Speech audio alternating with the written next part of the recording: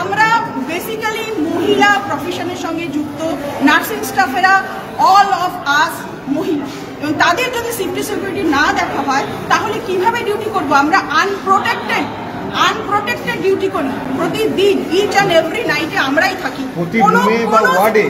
কোনো আমাদের না আমাদের অথরিটি না হসপিটাল অথরিটি কেউ আমাদের রাত্রিবেলা থাকে না এবং সাপোর্ট দেয় না। তাহলে আমরা কিভাবে নাইটগুলো ম্যানেজ করি সেগুলো আমাদেরকে দেখতে হবে, বুঝতে হবে, জানতে হবে, সরকারকেও জানতে হবে। আপনারা তো প্রথম পেশেন্ট ফেস করেন, যখন পেশেন্ট আসে সেই সময় যখন ক্রিটিক্যাল পরিস্থিতি তৈরি হয় তখন আপনাদের কি ফেস করতে হয়? একদম ফার্স্ট রুট লেভেলের ফেস আমরা করি আর জুনিয়র ডক্টররা করে। তারপরে তারা যদি মনে করে যে এখানে তাকে আমার স্যারকে ডাকা প্রয়োজন তখন তারা ডাকে। আমরা তো কখনোই কাউকে ডাকি না, বিকজ আমরা জানি যে আমাদেরকে এভাবেই এই সিস্টেমের মাধ্যমে আমরা গত এত বছর চাকরি করেছি, সামনের ইয়ারেও তাই করতে হবে। এটা আমরা গেটের পর্যাপ্ত গেট কি আছে? আমি আজকে দেখিয়েছি মিডিয়াতে পর্যাপ্ত গেট মানে একটা কোলাপসিবল গেট নেই যাতে করে মব আটকানো যায়। মিনিমাম 25টা মব আটকানোর একটা ব্যবস্থা আছে, সেটা পর্যন্ত জায়গাটাও ঘটনা নিয়ে প্রতিদিন লেখা হচ্ছে নেই। অ্যাসিস্ট্যান্ট সুপার, আপনাদের অ্যাসিস্ট্যান্ট সুপারের বক্তব্য নিচ্ছিলাম, উনি বলছেন যে আমি নিজেই অসহায়, আতঙ্কিত। তারা চাকরি অ্যাসিস্ট্যান্ট সুপার বলছে যে আমি আমার জব শিডিউলে আছে, আমাকে এইভাবেই চাকরি করতে হবে, মেনে নিলাম। তাহলে তার জব শিডিউলে কি আছে? তার জব শিডিউলে কি আছে? Hospital management.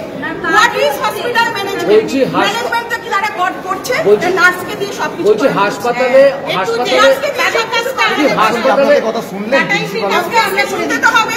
আমরা রুট ভেঙে পড়লে গাছ থাকবে না। রুট হসপিটালের রুট নার্সিং স্টাফ বন্ধ করে দিই, দুদিন হসপিটাল হাসপাতালে ঘটা করে আউটপোস্ট করা হলো, সিসিটিভি বসানোর কথা বলা হলো, নিরাপত্তা পরিমাণের কথা বলা হলো, 100 কোটি টাকা বরাদ্দ করা হলো। আপনারা কি নিরাপত্তা এখনো কি সেই জায়গা থেকে পাচ্ছেন? কালকে লোক এসে মেরে গেল, নিরাপদ কোথায়? আপনারা তো জানেন এবং সবাই জানে কালকে লোক এসে 25 জন লোক এসে মেরে গেল উইদাউট এনি রিজন, কিছুই নেই। তারা একটা খুবই ডাইং একটা পেশেন্টকে নিয়ে আসলো, যখন পোস্টমর্টম করার কথা বলা হলো যে কোথায় গাফিলতি, পোস্টমর্টম করুন চলুন, তখন হাতে পায়ে ধরছে যে না পোস্টমর্টম হবে না। ভাই তাহলে কি এটা প্রিপ্ল্যান্ড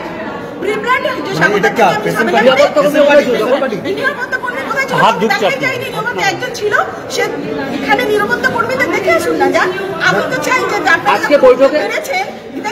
আজকে বৈঠকে কোনো সমাধান সূত্র বেরোলো? সমাধান সূত্র কিছু বেরোয়নি।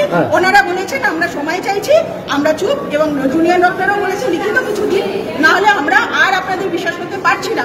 মেবি নেক্সট টাইম আর কোনো ফেডারেল ঘটনা এখানে হতে পারে।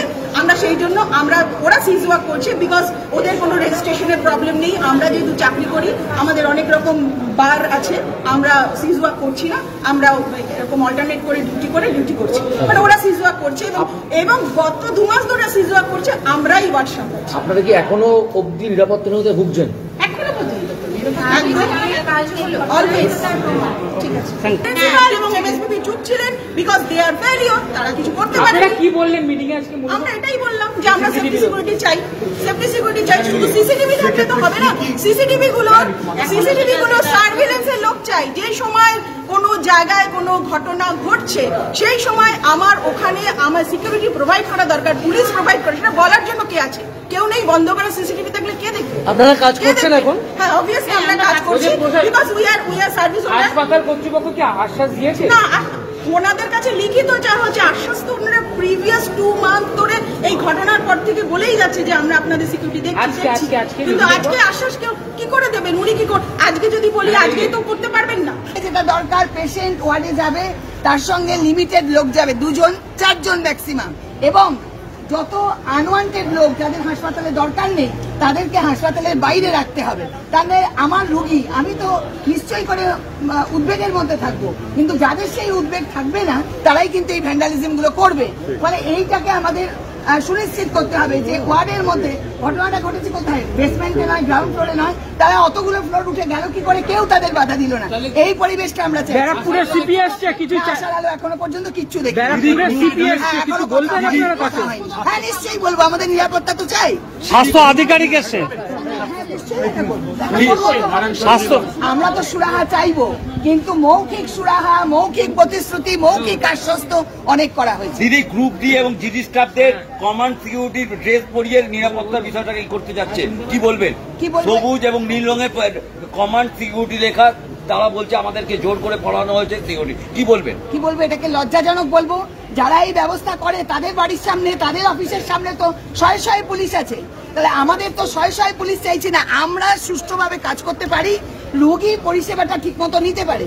কারণ যা আমি এখানে শুনেছি যে এখানকার প্রিন্সিপালও বলেছেন একই কথা, যে যত রোগী আসবে সবাই তো ভালো হয়ে যাবে না, কারোর তো সত্যিই প্রাণ সংশয়, সেই জন্যই তো হাসপাতালে আসা। তাহলে সেই আমরা যাতে নিশ্চিন্তে পরিষেবাটা দিতে পারি, আমি পরিষেবাটা দেবো এমন যে আমাকে এই বুঝি আমাকে মারলো, এই বুঝি আমায় মারলো, এটা হতে হবে। এটা তো একটা সুস্থ পরিবেশ নয়।